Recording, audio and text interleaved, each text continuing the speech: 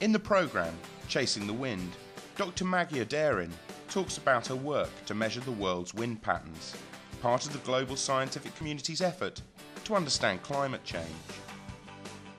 This programme outlines how Maggie's film can be used to explore how science works. I've been working on an instrument called Aladdin, which is part of a satellite called Aeolus. Now, Aeolus was the Greek keeper of the winds, and so that's why the satellite is named after this. And that's exactly what Aeolus wants to do. It wants to look down through the Earth's atmosphere and measure wind speeds. And this will give us a better understanding of climate change and also give us better weather prediction. Maggie's programme covers a number of areas of the How Science Works programme of study. She looks at how ideas have changed over time.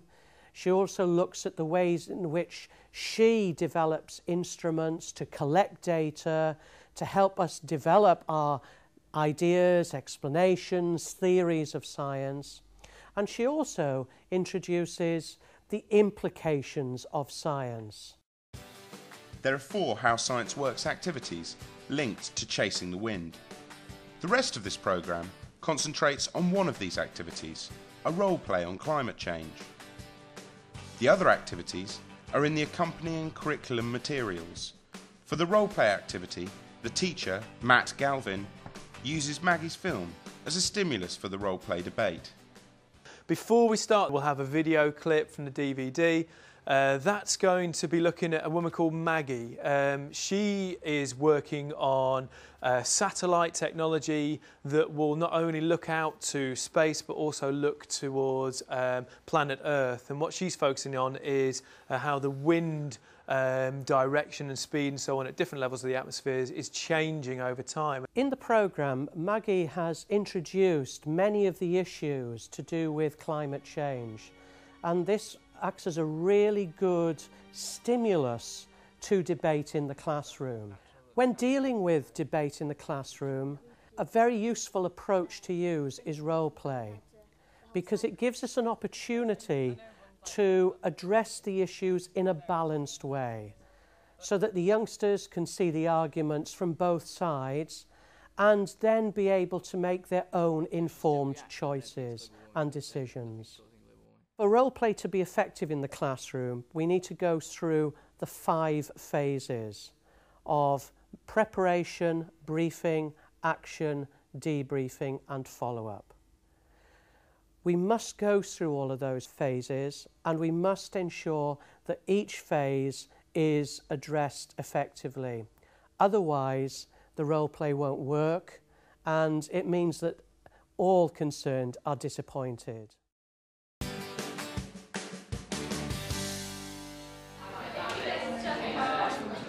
Before showing students the film, the teacher is prepared for each stage of the subsequent role-play debate. This includes everything from copying the roll cards and booking the computer access to thinking about classroom layout for the debate. Team 3 and 4 there, and Team 1, if you could stand here.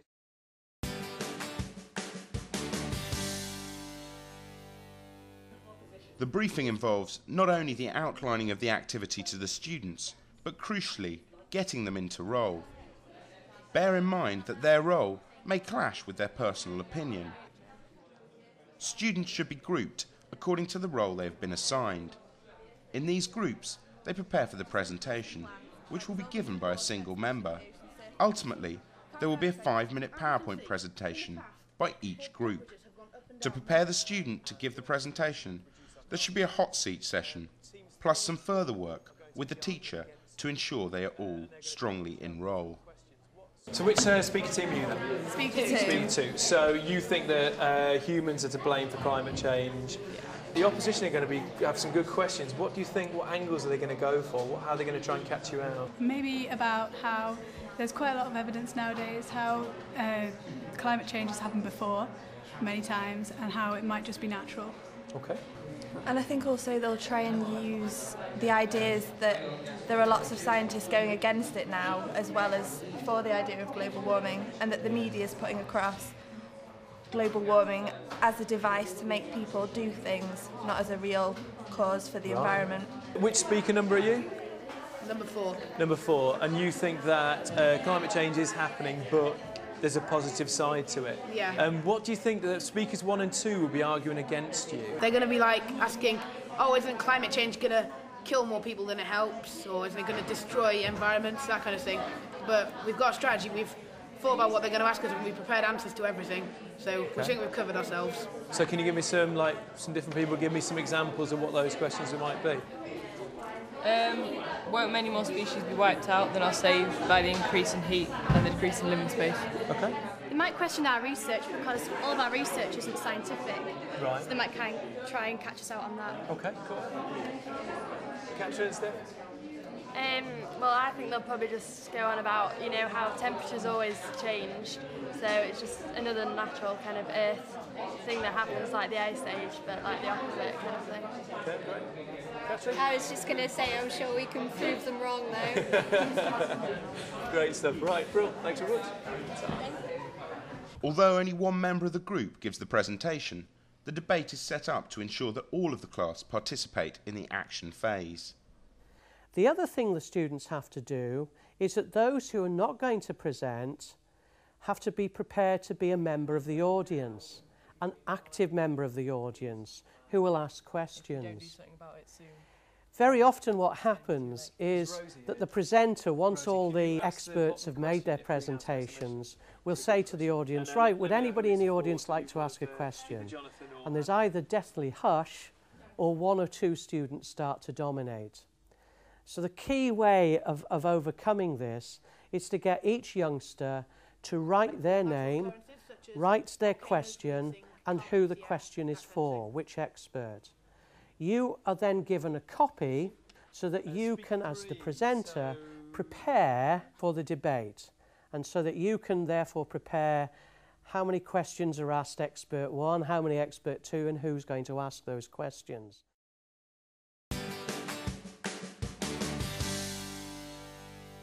I'll then invite the 4 speakers to come up. So that's Catherine, Emily, Izzy and Jonathan. And they'll sit at the front, teams 1 and 2 here, teams 3 and 4 here. They'll then do their presentation. It should be about 5 minutes or so with the aid of PowerPoint. And they'll try and convince you, the audience, that they're right and that the other teams are wrong. Okay? At the end of those 4 presentations, we'll have some questions. So I've got the questions that you wrote this week printed up. You've got a copy in front of you. The people who are answering the questions don't have a copy of the questions, so they won't be primed. So you might have to give them a little bit of time to come back with an answer, but they'll come back with a sensible answer to your question. At the end of that, we'll summarise what the debate's been all about, and then we'll have a vote, an audience vote, whether you think climate change is occurring and whether you think we should decrease our CO2 emissions. We're Human Footprint, and we believe it is humans that have had a climate-changing effect on our environment. We're going to show you why. Glaciers are melting, sea levels are rising, cloud forests are dying. That's our evidence. Let's look at the facts. Hello, I'm Emily, and I'm a representative of the Green Team. We're a team of environmentalist experts who work closely with the world's scientists to raise awareness for the problems of global warming. So, what's causing this global warming? Carbon dioxide comes from a number of natural sources, mainly from the decaying of plants, volcanic eruptions, and waste products from animal respiration. Belief in global warming is nowadays almost universal. However, there is another belief that is a bad thing, and this is wrong.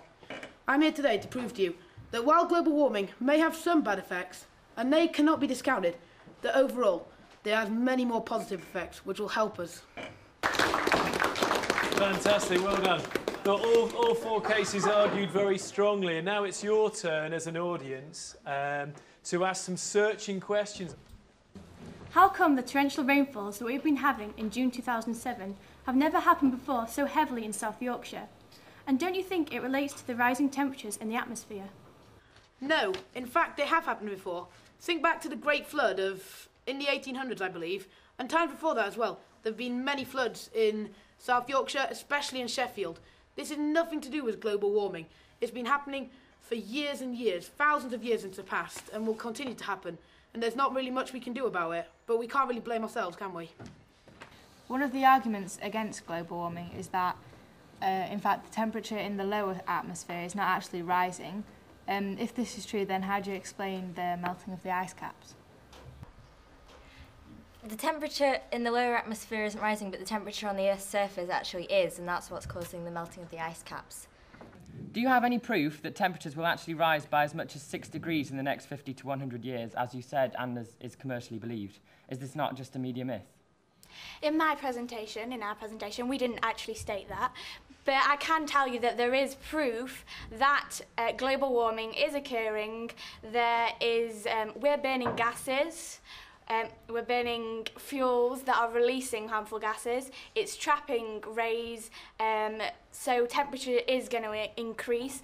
And yes, the media might want to exaggerate things to get the message across to people, because people do need to know about global warming, as it is a serious issue and something needs to be done about it. You've heard all the arguments. You've had a chance to ask questions of the panellists, and now it's time for the audience vote to see what you think about the whole climate change argument. So I'm going to ask you 2 questions. How many of you think climate change is man-made? So that's about half or so, maybe just over half. That's interesting. How many of you think we should be reducing our carbon emissions? Wow. So that's everyone bar Jonathan, I think. So the action phase should run very, very smoothly. Just one key aspect, though, is to try and make the debate environment as realistic as possible. So if it is going to be a TV debate, try and set it up like a studio.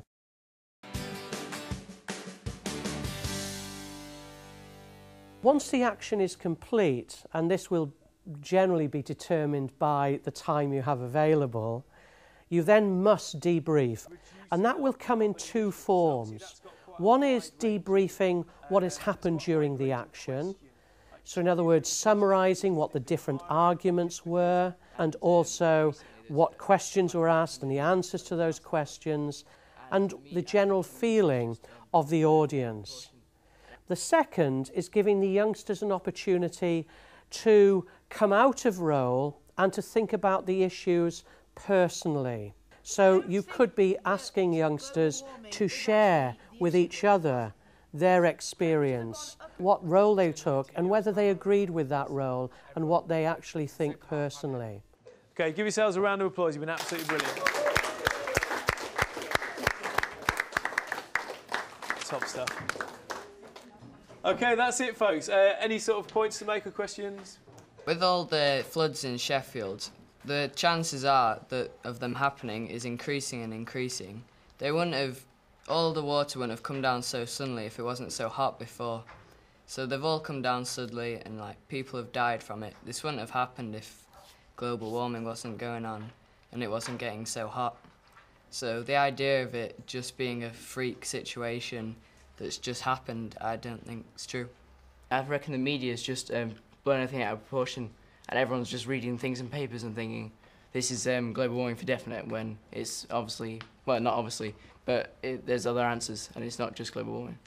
I'm not saying you're bad people. I'm just saying that, if it makes good stories and people buy it, so you're doing it for a reason. So it's not necessarily true. I don't think that global warming is actually the issue here, because temperatures have gone up and down over thousands and thousands and thousands of years that Earth has been, and they're not just going to change just because those humans have gone and put 2% extra carbon dioxide into the atmosphere. Global warming. In order to keep the action phase flowing, it is not always appropriate to interrupt students who express scientific misconceptions during the debate. So the debrief phase is also a good opportunity to address these. Over the last 100 years, the human population has increased dramatically. More humans means more cars, which has obviously had a massive increase in the carbon levels. More carbon gases has helped make the ozone layer thicker. This traps more heat in. How can you not say that this is our fault?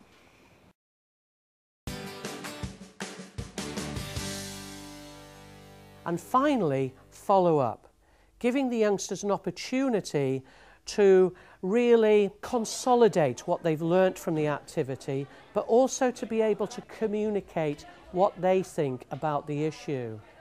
And one approach is to get the youngsters to write an editorial article about the issue, where they summarise all the different aspects of the issue and then make a personal editorial comment.